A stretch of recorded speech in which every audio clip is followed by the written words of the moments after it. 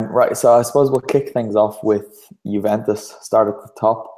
Um, but to be honest, I was thinking about this before we came on air, and I don't really know what there is to say about Juve, because what can we say when discussing Juventus in a Serie A context? They're head and shoulders above the rest. They smashed Genoa 4-0. Nick, to kind of put you in a good mood, give us some of your best Juve loving, please.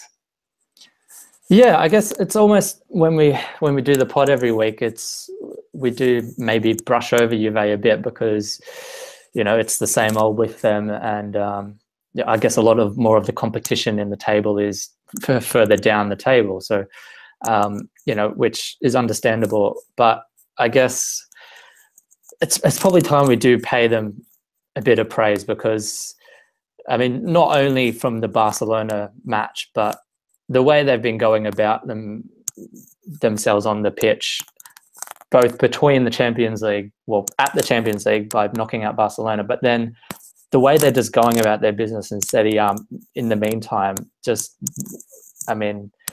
really, it looks like they're almost in second gear. But the professionalism they show during the match, it's quite incredible, the level that they're playing at. It's more than a weekly basis. They're doing it every 3 to 4 days, when you take into consideration Serie A, the Champions League, and going back to the Coppa Italia tie against Napoli. So you got to respect the way that team's gone about it. A big credit goes to Allegri for that, obviously. The way I guess he's gone about this whole season, it hasn't been straightforward to him, and it's been a huge transition with that team.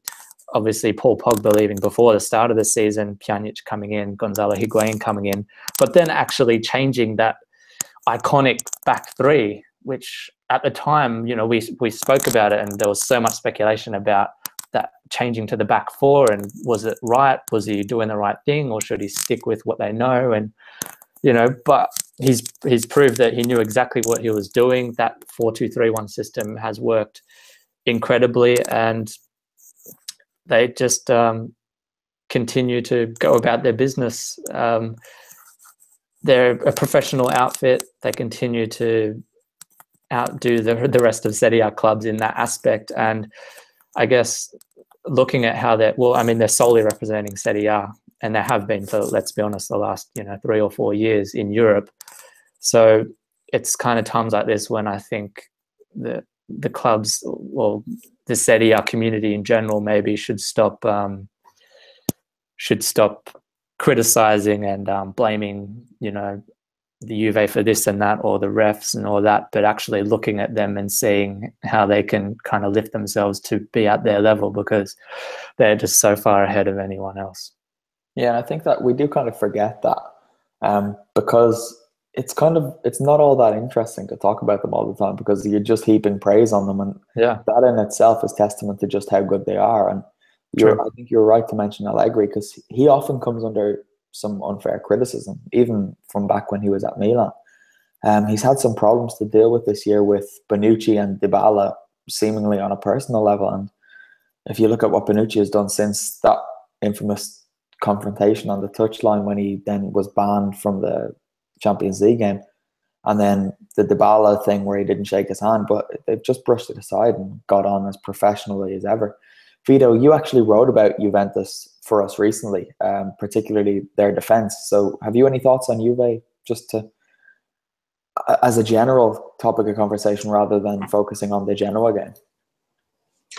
Well, about the Genoa game, at least I thought they played with a greater fluidity than usual. And even once it went to 4-0, I saw that they played with a great intention to score more goals. I mean, even the likes of Bazzelli, Storaro, and a few others, they were going to go for shots as well. So that was quite interesting. But if we talk about Juventus in a general sense and in all competitions, I think this time they've got the balance right. And Allegri, he had been doing some tactical experiments early on in the season. And I wrote about when Genoa bet them 3-1 early on, and how that was all muddled up, how Allegri was doing too many changes. But this time, with the team fit as well, he's got the balance right. And as Nick touched earlier, that 4-2-3-1 is really working for them both defensively and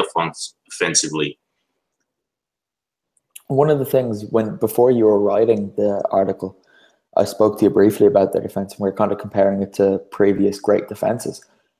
One thing that I've noticed is recently, Andrea Barzagli keeps coming on in the big games to change from a back four to a back three. But normally, when you see a substitute come on and it means there's a tactical change, there's all these orders being dished out from the coach or the player coming on. When Barzagli comes on every time, nothing is said. Everyone just goes, all right, we know what we're doing, and everyone's into position. And it really does speak a lot of how well drilled they are. Nick, you wanted to talk about Leonardo Bonucci's own goal, didn't you? Or his goal. His goal. Oh, I just thought it was worth a mention. That was, it was like 10 minutes after he had a goal disallowed, I think, for a foul in the box. And then he goes and runs half the field, beats a player, and then loops it over the keeper. That was just incredible. If you have not watched it, go on YouTube or whatever highlights there is and have a look, because do yourself a favor. It's a great goal. Yeah, would you? Oh, I totally agree.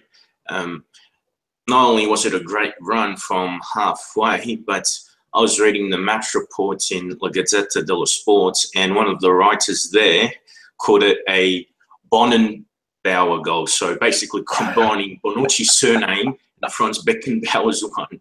So I thought, okay, a tad exaggerated, but you could see the style comparisons there, just that graceful run from his defensive line, and then, of course, to just basically waltz through the midfield and score in that manner. It was very impressive.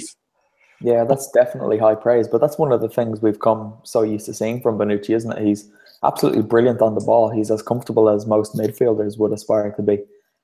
Nick, where would you rank Bonucci in terms of world's best central defenders? I might be a little bit biased given that I watch more Italian football than anything else, but you've put me on the spot, but to my mind, I can't think of anyone that to me, he would be the number one. Yeah, I think he probably has been the last 2 seasons. The one Italian team left in Europe this season is obviously Juventus. The Champions League draw was made. They've got Monaco in the semi-finals. How do you rate their chances there, Nick? I know I thought the only team they needed to avoid was Atletico Madrid, and they've done that. So, favourites to go through to the final? Yeah, 100%. It was the easiest of. With all due respect, I think it was the easiest of the draw. The teams that they could have drawn. Though, in saying that, that Juventus team really on form are the favourites to take out the Champions League, in my opinion anyway, because, I guess following on from what we discussed earlier, they're just so far ahead of anyone else. And, I think really if they continue on this form and they take out the Champions League, I think it's a very fair statement to say that they are the best team in the world. I'm pretty sure most people would probably confidently say that they're top 3 now. I don't think you could pick another 3 that would be above Juventus. So it'll be interesting. I guess Monaco, they obviously shouldn't be taken for granted that they're going to get through. I am very interested to see the battle between, excuse my pronunciation, I'm not sure how to pronounce his name, but Kylian Mbappe. I think that's how you say it. I'm really interested to see how he goes against the Juventus defense, because we all know how strong that the Bianconeri defense is, and I guess this is the new wonder boy of European football. So it'll be this is going to be his biggest test on an international stage, basically. So I'm really interested to see how he goes. It would be good to see him, possibly grab 1 or 2 goals. But I think Juventus, barring a major breakdown, should get through to the final, and then it'll be against one of the Madrid teams. Mbappe is definitely one to watch, but I just worry that Chiellini is going to snap him early on. And I really hope he doesn't, because Mbappe seems to be an exciting player.